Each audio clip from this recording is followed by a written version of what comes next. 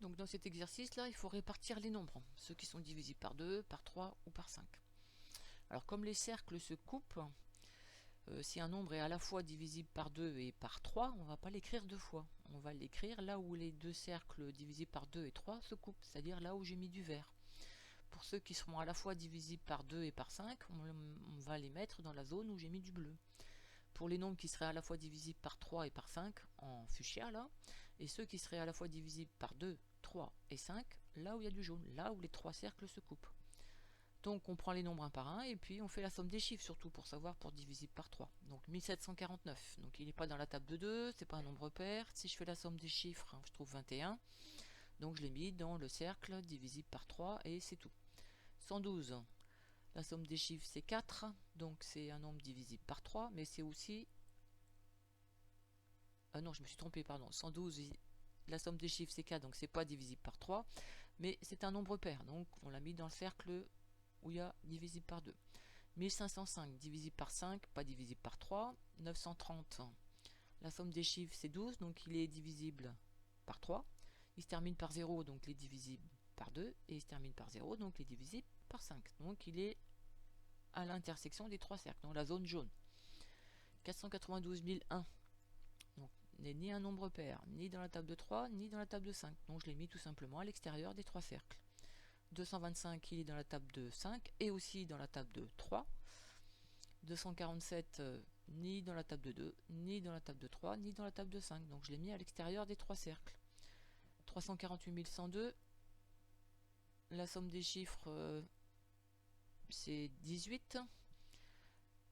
Donc il est pair et il est dans la table de 3. Donc il est dans la zone verte. 7893 n'est pas un nombre pair, mais la somme des chiffres est 27, donc il est dans la table de 3. 2030 dans la table de 5, dans la table de 2. 3250 dans la table de 2, dans la table de 5. 252 est un nombre pair et aussi dans la table de 3.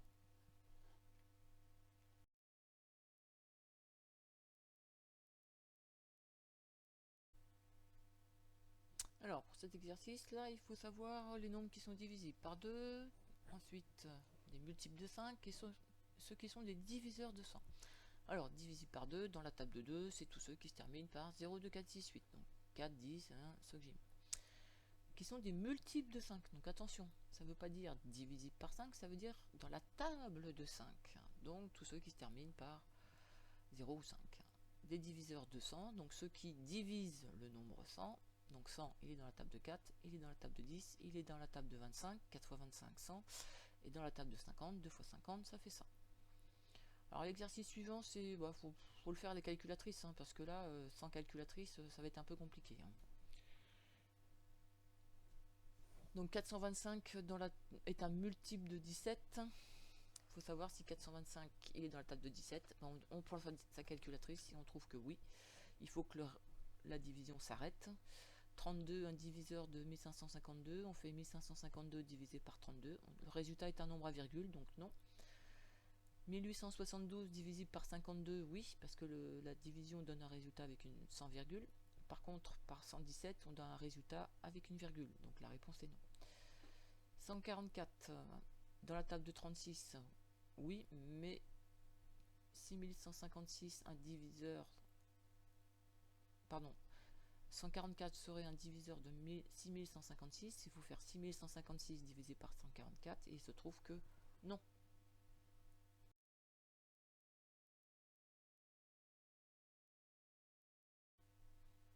Donc pour cet exercice-là, il faut savoir lesquels sont des multiples de 10. Donc multiple de 10 qui se termine par 0, donc dans la table de 10, 740, divisé par 2, les nombres pairs qui se terminent par 0, 2, 4, 6, 8, donc 252, 740, 1548 et 1944.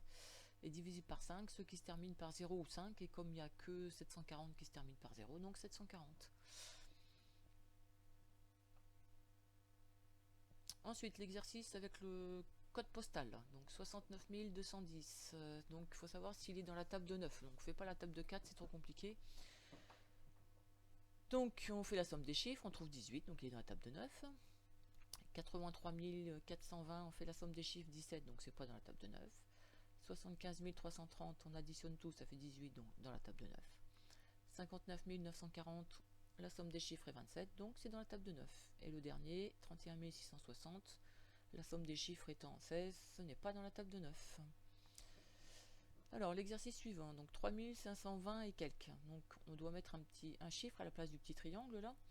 Il faut que le nombre soit à la fois dans la table de 3 et dans la table de 5. Donc pour qu'il soit dans la table de 5, il doit se terminer par 0 ou 5.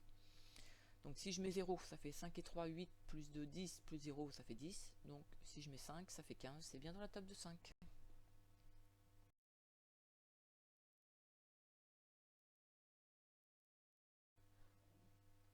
Alors ici, on veut entourer les nombres qui sont à la fois divisibles par 3 et par 2. Donc les nombres pairs. Et il faut faire la somme des chiffres pour savoir si oui ou non c'est dans la table de 3. Donc 2322, 3 et 2, 5 et 4, 9, donc oui. 45 n'est pas un nombre pair. 300 pair et la somme des chiffres 3. 1022 il est pair, mais quand je fais la somme des chiffres 2 et 2, 4 et 1, 5, c'est pas dans la table de 3. 4311 n'est pas un nombre pair. 24 est pair et 4 plus 2, 6, donc ça marche. Et 65 n'est pas un nombre pair. Exercice suivant. Il faut trouver les nombres qui sont divisibles par 3. On fait la somme des chiffres. 240, 4 plus 2, 6. 666, 3 x 6, 18, ça marche.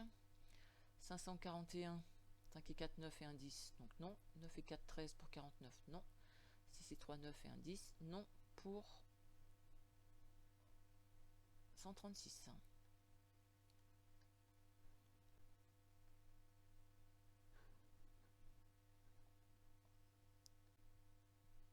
Alors, pour le dernier exercice,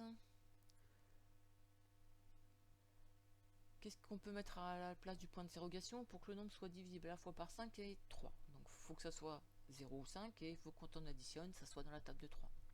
Donc, 4 plus 2, 6, plus 0, ça fait 6, donc ça marche. 5 et 2, 7 et 5, ça fait 12, donc ça se termine par 5 et c'est dans la table de 3. 3 plus 0, ça fait 3, donc plus 0, ça fait encore 3. Et 12 plus 0, 2 et 1, 3, plus 0, ça fait 3, donc c'est bien dans la table de 3.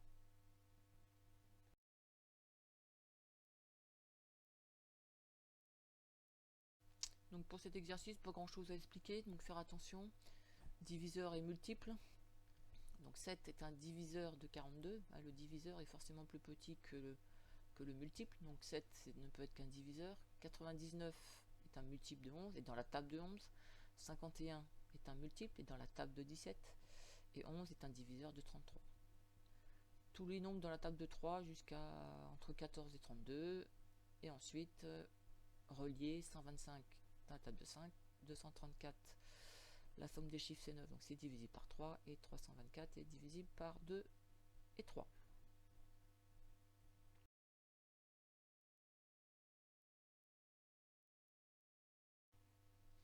Et pour finir, QCM, donc question à choix multiple, il peut y avoir plusieurs bonnes réponses. Donc 132 est un multiple 2, ça veut dire est dans la table de 4 et 3.